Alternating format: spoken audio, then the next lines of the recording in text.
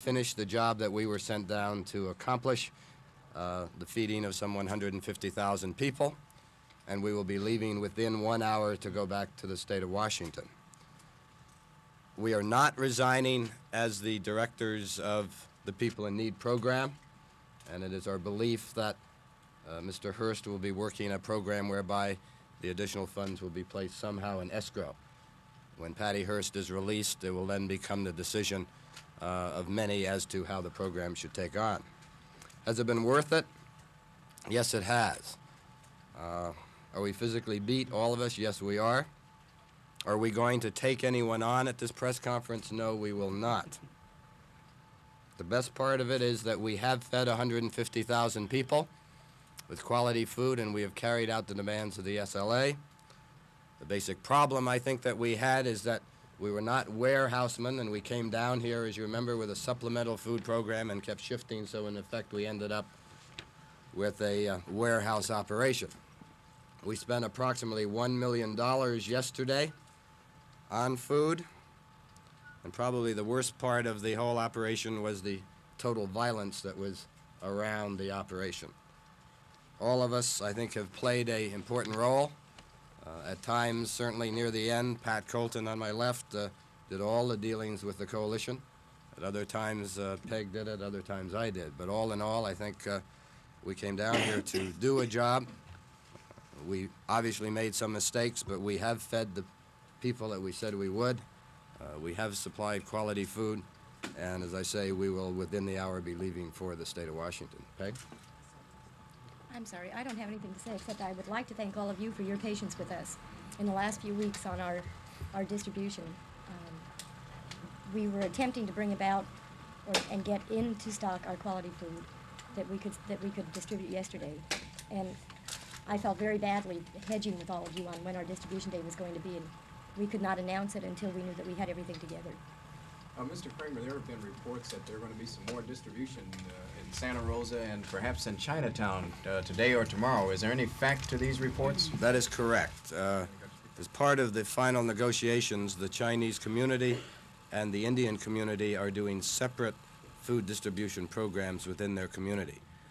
They will announce as to when they will actually take place, but it will be within the next 2 or 3 days. How big will these distributions be, and will the money come from PIN? The money has come from PIN. They will be about the same size as before, approximately 3,000 to 5,000 per area. Mr. Kramer, how much money have you spent in total on this whole program? Is it all gone? It is all gone. It is all gone. Whether we have a small whether we are overdrawn by a small amount or have a few dollars in the bank, we do not know at this point. Money was being spent pell-mell the last couple of weeks. We had $2 million to start with, as you know, and we will be slightly overdrawn or slightly to the good when our books finally balance. How much of that money did you have to spend on coordinating efforts, trucks, such and such? Can't give you that breakdown at this point. Obviously, this last distribution, we had 46 trucks and drivers that were paid for. We had up to 12 security guards. So there was some substantial security and administrative costs on this last run, but I still think we'll come well within the 15% that we said we would have originally. Can you elaborate? You mentioned in your statement the total violence that surrounded the operation. I wonder if you can elaborate on that just a bit. Not at this point, no. There's a report circulating that allegedly some members of the coalition opened some of the boxes and took goods yesterday before the distribution took place. Is that true? Not to our knowledge. Our There was- responsibility ended. Yeah, now remember, About the rip-off of 2 trucks that was reported. There was no No. 2 trucks Were ripped there, off. were there threats against you by certain members of the coalition? no. I have to, Mr. and Mrs. Hearst and the children have kept pretty calm and pretty cool throughout the whole thing, a lot calmer, cooler than I think I would have. Is there a concern on your part that perhaps Patricia will not be released? No, I feel that we're kind of back to zero. We have done those things that we said we would do. We have carried them out under the basic guidelines, and now I think you're down to the actual negotiations for Patty Hearst release. Estimate of the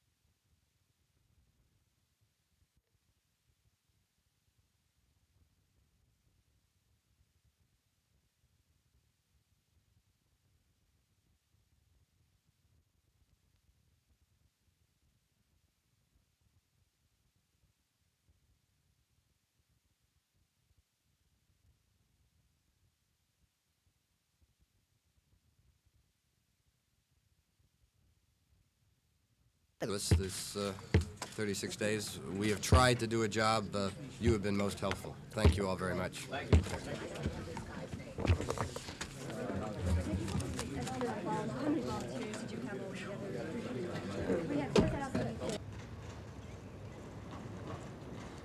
A 36-day siege of round-the-clock work has finally ended here for Washington Secretary of State Ludlow Kramer.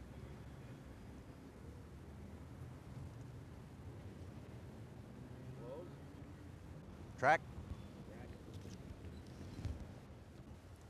The next move in the kidnapping of Patty Hearst now belongs to the Symbionese Liberation Army. I'm Larry Whirl, San Francisco. The next move in the Patty Hearst kidnapping case now belongs to the Symbionese Liberation Army. I'm Larry Whirl, San Francisco. End of track. Oh, I think probably just one reason we're here in this room today was because of some activities that we were afraid would hit the warehouse today. Mr. Kramer, you talked about ripping off Mr. Hearst. Aside from the threats made on yourself, what do you mean by that? What kind of rip-offs of Mr. Hearst? Matt, I'm terribly impressed with the Hearst family. I've never seen a family have so many people ask.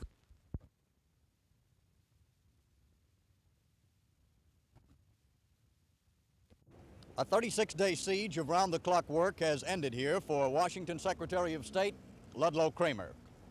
Kramer noted his job was hard and, even on occasion, frightening. The constant yelling, day in and day out, the constant threats on our lives, the constant ripping off of Mr. Hearst, as far as I'm concerned, and I'm not talking about a group, I'm just talking about so many people were seeing what they could get out of it for themselves. Now, this doesn't mean there weren't magnificent volunteers. There were, that there weren't a lot of people out in the communities that worked terribly hard, but it was a constant violence around the operation on a day-to-day basis. If I could elaborate on that just a bit. You talk about constant violence, apparently intimidation also. I wonder, can you carry that, also your views as to whether or not there were attempts made to intimidate you and also attempts made to intimidate the press?